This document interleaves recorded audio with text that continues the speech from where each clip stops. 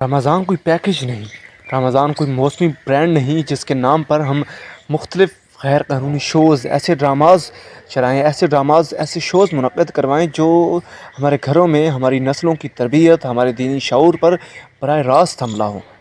ऐसे ड्रामाज़ के ख़िलाफ़ हम कानूनी कार्रवाई करना चाहते हैं, कानूनी जंग छेड़ना चाहते हैं। हम एक पुरअमन इंसान हैं, हम कोई बवाल मचाना नहीं चाहते, हम कुछ भी ऐसा नहीं करना चाहते जिससे मुआशरे में फ़साद बर्पा हो। ऐसा कुछ मैंने अपने एक बहुत ही काबिल इज़्ज़त इंसान के लिखे हुए अल्फाज पोस्ट देखी थी, जिसके बाद मैंने ये ड्रामा देखने का फ़ैसला किया। और ये इस ड्रामे को मैं एक ड्रामा रिव्यूअर मेरा हक़ बनता है, जहाँ मैं ड्रामास की नेगेटिविटी आप लोगों के सामने रखता हूँ, वहाँ ड्रामे की पॉजिटिविटी को भी आपके सामने रखना ये मेरा हक़ है और मेरा काम है और मैं ये कर रहा हूँ। सो उसी को देखते हुए मैं ड्रामा फसाना मार्ट का के हवाले से आप लोगों के साथ ये जो कहानी डिस्कस करने जा रहा हूँ, इस वीडियो को एंड तक ज़रूर देखिएगा, क्योंकि ये ड्रामा ये ड्रामा है। अगर आपके मूड स्विंग है, मूड स्विंग्स का आपको बहुत सामना करना पड़ता है, आपके मूड्स ऐसे चलते रहते हैं, तो ऐसा ड्रामा जो आपके मूड को बेहतर कर सकता है, आपको एक एंटरटेनमेंट के हवाले से आपको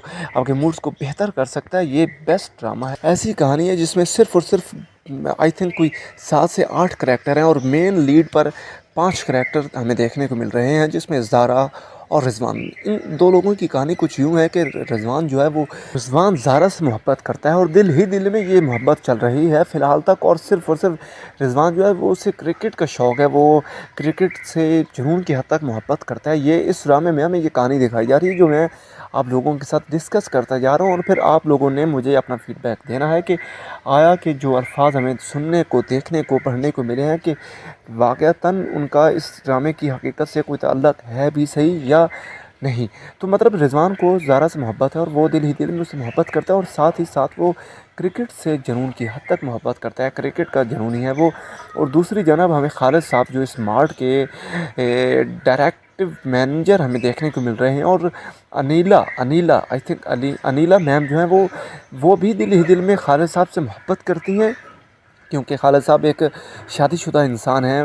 उनकी बीवी की डेथ हो चुकी है, उसके बावजूद अनीला को कोई इस बात से कोई फ़र्क नहीं पड़ रहा, मगर वो मोहब्बत उसके दिल ही में है। वो कभी उसने खालिद साहब से डिस्कस नहीं की, उसने कुछ ऐसा कहा नहीं है जिससे खालिद को लगे कि वाक़अतन ये लड़की अनीला मैम मुझ में इंटरेस्टेड है। और दूसरी जानब हमें जो बिलाल साहब लग रहे हैं, देखने को मिल रहे हैं, वो अपना ही एक कैफ़े खोलना चाहते हैं, जिसमें वो शायाना शान ख़ुद शेफ़ के तौर पर उस कैफ़े में काम करेंगे और वो उस कैफ़े के ख़ुद मालिक होंगे। सो मतलब एक शॉर्ट सी कहानी है। एक मार्ट में देखने को 8 करैक्टर हैं, जो पूरे मार्ट में ही कैमरा में घूमते हुए देखने को मिलता है। एक बावक़ार, एक बाइज़्ज़त कपड़े पहने हुए हैं उन लेडीज़ ने, उन जेंट्स ने। कहीं से भी मुझे वो गैर कानूनी या हमारे मुआशरे की मतलब के देखने को मिले कि जहाँ हमें मामूली आम तौर पर हमें जो ड्रामास देखने को मिलते हैं, उनमें हमें लड़कियों के कपड़े ऐसे देखने को मिलते हैं, जहाँ वो एक इज़्ज़तदार शख्स अपने घर में बैठे अपनी बहन बेटियों के साथ वो देखेगा तो वो ज़रूर कहेगा कि यार इन्हें कपड़े दुरुस्त पहनने चाहिए। या जब लड़कियाँ वो कपड़े देखेंगी तो वैसे कपड़े पहनने की ख्वाहिश उनमें जागेगी।